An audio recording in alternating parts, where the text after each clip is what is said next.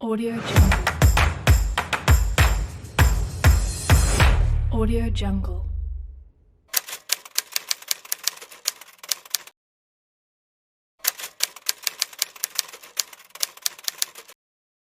Ya, pembina itu menurut saya adalah investor.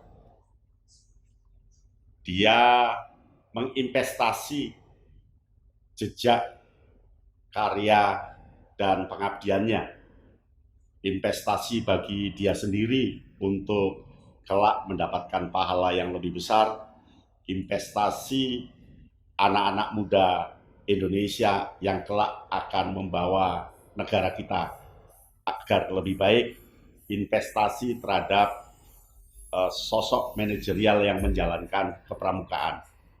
Tanpa pembina sebagai investor, tentu gerakan pramuka ini tidak ada apa-apanya.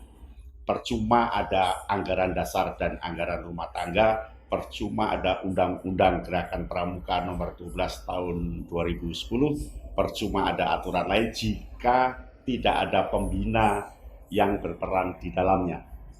Nah, pembina kali ini tentu harus kita apresiasi dengan bagus karena di sini pembina sebagai investor. Investor bagi bangsa dan negara, investor bagi penyelenggaraan kepramukaan ini, dan investor bagi dirinya sendiri. Nah, investor itu investor yang ajaib karena di dalamnya dipenuhi dengan pengabdian.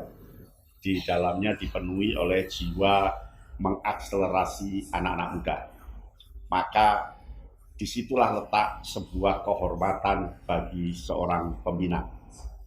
Dan siapapun harus menaruh rasa hormat kepada para pembina karena perannya adalah sentral. Tanpa pembina, anak-anak tidak akan berkembang. Tanpa pembina, undang-undang ADART, ketentuan yang lain akan jadi kosong. Kemudian tanpa pembina, tentu greget kepramukaan tidak akan jalan. Maka yang pertama yang harus diberi kehormatan adalah para pembina.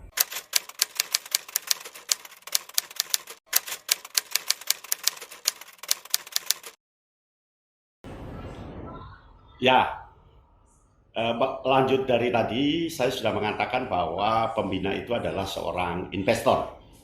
Sebagai seorang investor, tentu pembina harus tahu bahwa dirinya sebagai seorang investor. Investor di bidang pendidikan kepramukaan, investor di bidang pendidikan yang di dalamnya penuh dengan kode kehormatan.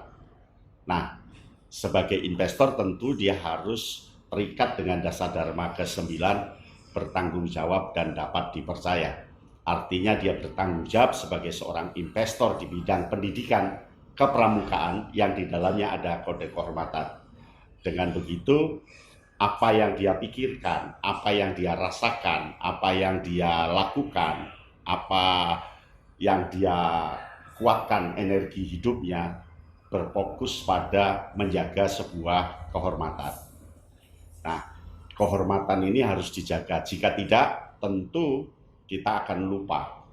Lupa itu berbahaya karena lupa itu akan berakibat fatal, akan berakibat sombong, akan berakibat justru kita akan terpuruk jauh ke dasar lautan. Maka kehormatan itu harus dijaga. Segawat-gawatnya, sebahagia-bahagianya, sesuka-sukanya dunia kehidupan, ketika dia justru mencederai kehormatan kepramukaan, maka kita pilih menjauh, pilih keluar, dan pilih tidak menjadi apa-apa. Karena kata kunci di gerakan pramuka itu adalah kehormatan. Mengapa kok kehormatan? Coba kita lihat di Trisatya. Trisatya itu tidak berbunyi demi Allah, tidak berbunyi demi negara, tidak berbunyi demi apapun. Berbunyinya demi kehormatanku. Aku berjanji akan bersungguh-sungguh menjalankan kewajibanku terhadap Tuhan Yang Maha Esa, Negara Kesatuan Republik Indonesia sampai pada menjalankan Dasar Dharma. Artinya apa? Artinya yang dipertaruhkan dalam gerakan pramuka, yang dipertaruhkan para pembina pramuka, itu adalah sebuah kehormatan. Ketika dia tidak bersungguh-sungguh menjalankan kewajibanku terhadap Tuhan, itu kehormatan akan tercederai.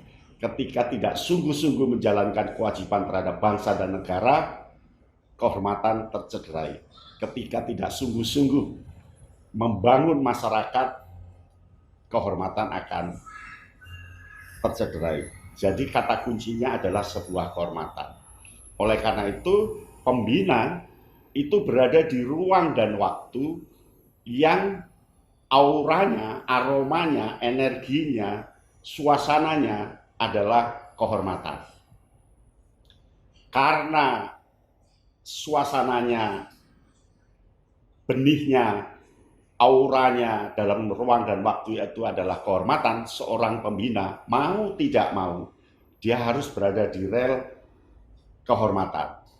Nah, kehormatan itu datang dari kehormatan. Ya, ketika kita melakukan tindakan kehormatan, maka kita akan mendapatkan balikan kehormatan juga dari orang lain.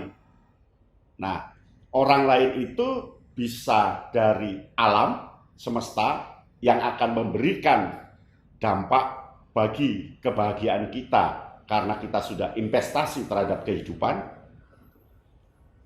Kehormatan yang berangkat dari peserta didik yang sekarang entah jadi apa, mungkin jadi personalia apa, jadi pemimpin di mana, dia meskipun tidak mendoakan tetapi hati nuraninya pasti akan juga mengirimkan kehormatan kepada kita, kehormatan dari orang tua, dan tentunya kehormatan dari yang lainnya. Nah, secara fisik, kehormatan secara fisik itu adalah tanda-tanda yang diberikan orang lain kepada kita.